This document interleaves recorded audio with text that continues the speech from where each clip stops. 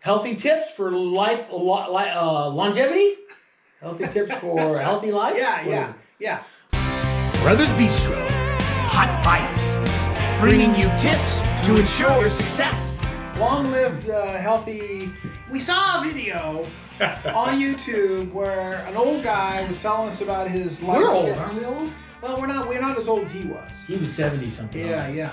But we've done variations on this theme. This is not the first time we've done this, but we like it because it's important to remind yourself of the things that are going to really help you enter into This first one's even really the best. Yeah, just talk right over me. Enter into a lifelong pursuit of health and fitness and Wellness. And wellness. Right. Okay, so this guy had kind of a cool acronym. Again, nothing earth-shattering here, but it's fun to think about this as an acronym and remind you of what the important components are. What are they, bro? Well, he used the acronym SHIELD. Right. So I'll go with the first one because that's the one of my favorites.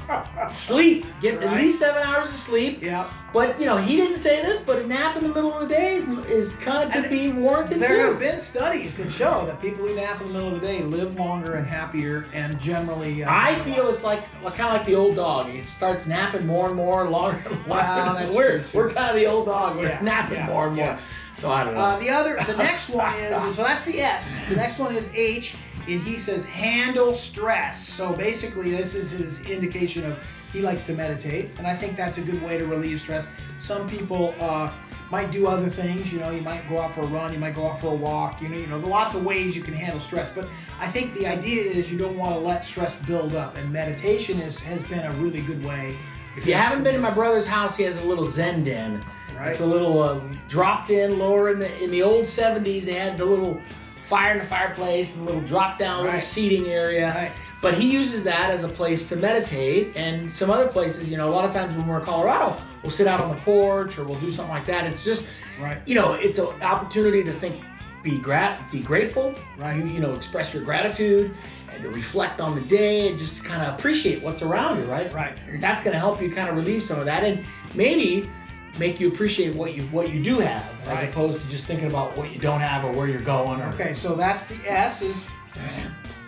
We did both, buddy. The S is sleep, and the H is heal, handle stress. Heal. And the I is interact.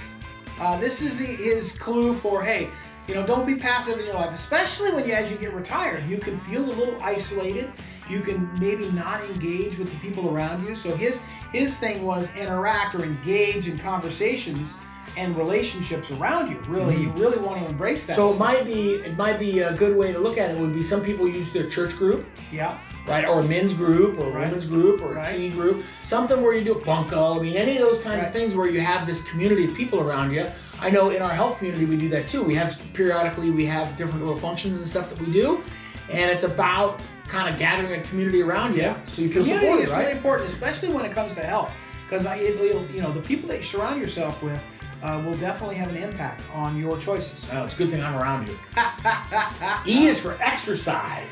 That's your fave. E is for exercise. Yeah, and I like You exercise. sleep before and after exercise? Yeah, well, I usually wake up a little. These days I get up a little early, but I just kind of lay around and kind of ease into my day, and then I go exercise, and then I take another little nap usually. And then I get up and we'll have dinner. How much exercise should they get? I would say 30 to 90 minutes a day is enough. That's a big swing. 30 to 90 minutes? I mean, you like to say, and it's true, start off with what you can repeat. So that's why I say 30 minutes. Almost anybody can go to the gym or go on a walk for 30 minutes. You can even do 15 minutes, right? But I just think it's something that you can repeat. But I wouldn't go much longer than about 90 minutes. I think if you drag it into this 90-minute time frame, usually what you'll find is that there's a lot of wasted time. Yeah. People that are in the gym over an hour and a half or even an hour and a half, it just seems like there's lots of gaps in between the stuff that they're doing, and they're not very efficient with their time. Yeah, you got to get in, get it done, and get out. Seems like. Yeah. Okay, and this is my favorite. L is for learn. My brother, he's learning French now. 50 friggin' years old, and he's learning a language. Almost 60. And he's on, I know, and you're on this Duolingo thing going at it. But I see my brother does some learning too. He's learning how to trade. He's learning about cryptocurrency. Right. I mean, it doesn't have to be something as as regimented as a language, although Yeah, that's good. there's lots of great tools now with like YouTube and other things that you and can Audible. get. And Audible books. Yeah, I'm not necessarily. I should be reading more and doing more, but that would be a good thing with learning too. Don't shit on yourself. Okay, but I do enjoy learning and keeping up to date with different stuff. And, everybody's got their own thing. So just pick something that you like, right? And one of the other things that we tend to do is we tend to stay clear of politics. I think for us, that just seems like a big distraction. We can't have a lot of, but that doesn't mean we don't vote. We vote and all that. But just to get overly wrapped around the axle about political events and that kind of thing, especially in this season where we're just after election. Seems to be polarizing, and there's not a lot that you can do other than exercise your right to vote. There's not a lot that you can do to change what's happening. Whatever's happening is happening. So you just bob and weave with it when it comes at you. Well, and you focus on the things around you that you can impact, right, which is your health and your family and your friends, right? Yeah, and there might be, depending on the political party, there may be tax implications. There may be other things you can do. So you kind of want to stay up to date with those things, but you really can't change those things. It's just, it is what it is. So it just feels, to us, it feels like a lot of wasted effort. And we may get a little flack for this, because, we're not, we're basically not beating the political drum. But to us, I'd rather see you focus on the things around you that can really impact your loved ones, your own health, those kinds of things. So what's the last one? The last one is diet, and we espouse a lower carb, not no carb, but a lower carb diet. And with that, I'm going to let my brother talk about it. Because I'm going to take a phone call. Oh, really? Wow. We're going to come right back. Go, buddy, go. So diet is important, and in fact, it's where we start. Our nutrition is where we start because it's relatively easy to get your arms around it. People that are have a little more extra weight on them are going to be reluctant to exercise. But what we found is once you start to lose some lbs, you start to feel a little better, and then you're a little more motivated to step up your activity.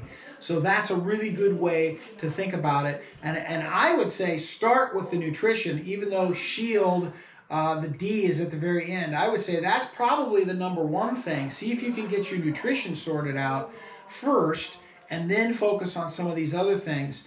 Because the nutrition and fueling your body right is really going to have a positive impact on your overall life and the choices that you make.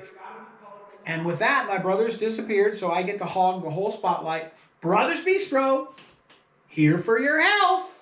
Ken said he did it without me, but I don't trust him. When you get your diet under control, you stop eating until you're super stuffed and full, then all of a sudden you realize, wow, I've got more energy. I got a little more pep in my step.